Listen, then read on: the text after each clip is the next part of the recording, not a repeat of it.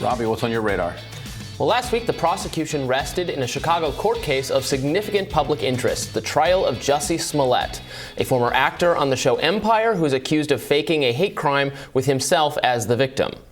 Prosecutors presented significant, some might say overwhelming, evidence that the two men who allegedly attacked Smollett on the streets of Chicago on January 29th, 2019, Bola and Ola Osundero, two brothers from Nigeria, were paid to do so by Smollett.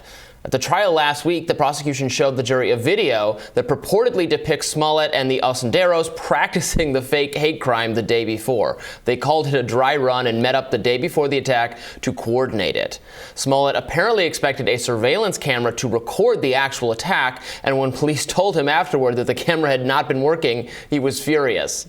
2 years ago, when news first broke that Smollett had been assaulted by white Trump supporters wearing MAGA hats who threw a liquid substance at him and tied a noose around his neck, the world reacted with stunned outrage, much like the Covington Catholic confrontation on the steps of the Lincoln Memorial, which took place around the same time and was also completely debunked. Liberal media figures, Hollywood celebrities, some Democratic politicians leapt at the opportunity to smear conservatives as violent racists, abetted by Donald Trump's nasty rhetoric.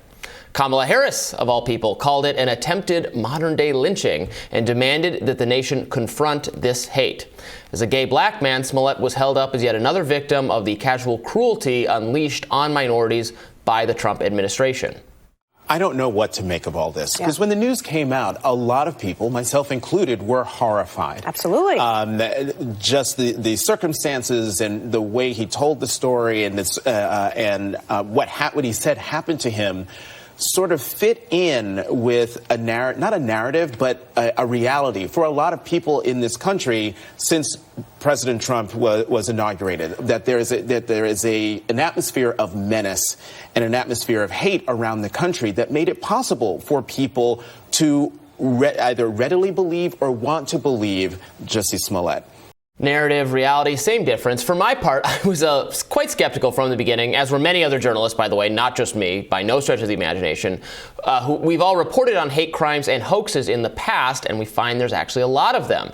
A lot of hate crime hoaxes on college campuses where hate crimes are termed bias incidents. They're often investigated by university officials. Now, most go unsolved, so we have no idea. But of those that do get solved, the vast majority are either deliberate hoaxes or misunderstandings. Somebody left some wires or shoelace hanging from a tree or a doorknob, and some hypersensitive, alarmed person reported it. Now, there are, of course, thousands of real hate crimes committed every year as well. But the flashiest incidents, the ones that neatly confirm the media's worst suspicions about the pervasiveness of racism, are often false. Which brings us back to Smollett, who was quickly identified by cops as the mastermind, if we want to use that term, behind his own attack. Any weapons or anything? No. This morning, new images of Jussie Smollett from the night he claimed he was assaulted by two men in an apparent hate crime.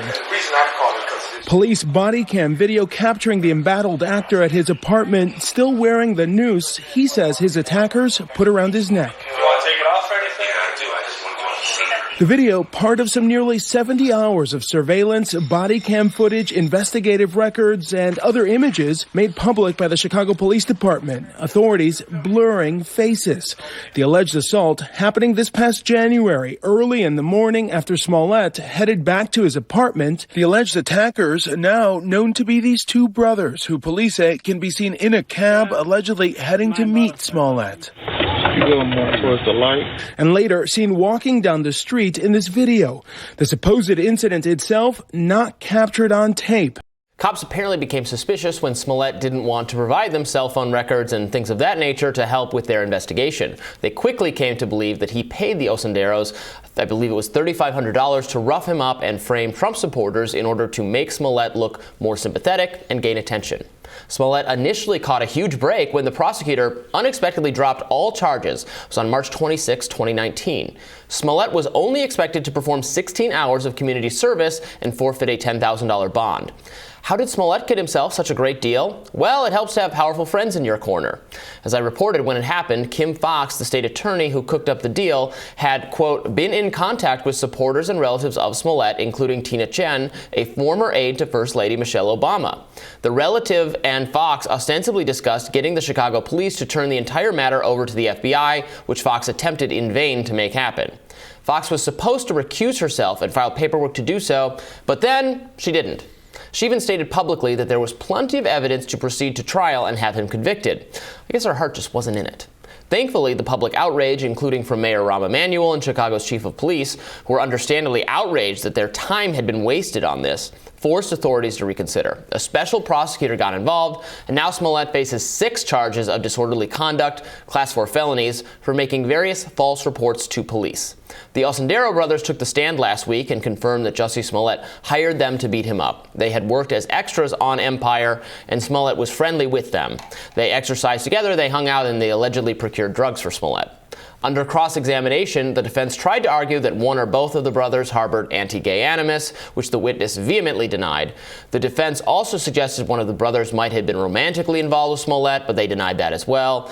This is all from reports of what was going on inside the courtroom. Unlike the Rittenhouse trial, there are no cameras, so we don't have footage of it, sadly. It's Smollett's turn to mount his defense beginning today. It is not clear whether his attorneys plan to call him to the stand. Normally, having your client testify is not a smart move for a defense attorney, but it obviously worked to the defense's benefit in the Rittenhouse trial, so we'll have to see.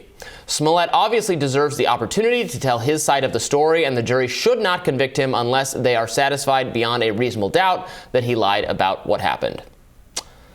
But I'm pretty satisfied we know what's going on, to be perfectly stated plainly. Now, the thing is, okay, this was not a hugely important, he doesn't need to be locked up in prison for any significant length of time.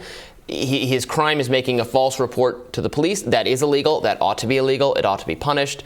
We don't need to, we don't need to fill our prisons with people who are not dangerous to society. It's just that the lie needs to be admitted to, because, and he said, this came out of the trial, the audience for this stunt was a gullible media who wants to believe that these kinds of things are routine and that they have something to do with the Trump presidency. And I understand why a lot of people feel like that needs to be exposed. He doesn't need to be, punished until his dying breath or something, but that needs to be exposed. Right, because there are hate crimes. Yeah, and there are real victims out there, who are going to have a harder time, prosecuting and investigating their assailants because of this. And one of the kind of weirdly most troubling parts of this is that this entire scheme was weaponized as part of a contract negotiation with his employer, trying to gin up public sympathy so that he could elevate himself in the Olympics of marginality and oppression and victimhood, in order to then extract more money for the work that he was doing on the show. When you start seeing this kind of thing weaponized in professional settings is when people just step away from it entirely and say, you know what, this is all just cynical stuff that you're using for your own advancement. And so therefore, I don't care at all about the actual structural oppression that underlies the reason that people feel sympathy for this in the first place. And so it actually then serves to just buttress the systems of oppression that we so rightly are opposed to, and that gives the sympathy to the original thing to begin with. It's just the worst thing that you can do because of the way that you're just so cynically undermining the needs that real people have. One of the brothers said when they testified this week that and who knows, this could be untrue. We don't have to take everything at face value that they're telling us, but they said that they did not think he was going to go to the police. They thought it was just a stunt, right, to get more money, to get more attention and more money, because he didn't. Which is reasonable. Why, right? When you go to the police, that's when you put yourself in the I'm going to get caught immediately kind of right. This is not a thing you can get away with anymore. And maybe he could find 2 black Trump supporters in Chicago who would carry this out for him, but it's unlikely. And so the police can be like, wait a minute. Yeah. two black MAGA guys did this to you? People don't realize how much forensic evidence in terms of tracking devices, like where your whereabouts at all times are going to be known. There's going to be cameras showing you, like they have them on camera. Again, we didn't get to see this because there's no cameras in the trial. They have them on camera meeting at the area the day before to like coordinate how it's going to go. Right. He should have followed the media out to some diner in the middle of Illinois, found a couple white guys. If he's going to carry out this like stereotypical cliched nonsense, just the whole thing was ridiculous. Bring from a start reporter to with finish. him to get some good insights into Trump voters. Find me the people that have the economic I would anxiety. vote for Biden, but I just hate this cancel culture so much, right. so I must vote for for Donald Trump. But anyway, I'm looking forward to what's on your radar coming up next.